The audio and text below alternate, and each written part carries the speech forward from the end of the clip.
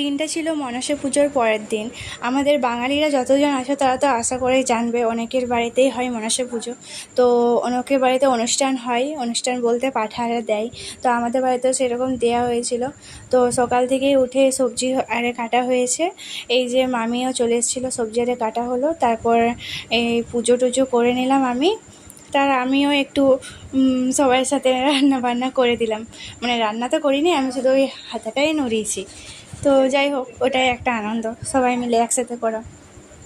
তো এদিকে মাংস হচ্ছে। তারপর এই যে পোস্তটা বাটতে যে এত জল ছিল, গোটাই ছিটকে গেছে একদম। তারপর এই যে রান্না আরে হতে হতে আরও বাড়িতে অনেকজন কুটুম চলে এসছে। এই সবাই গল্প করছে, সব ঘরে, দাদুদের ঘরে, আমাদের ঘরে।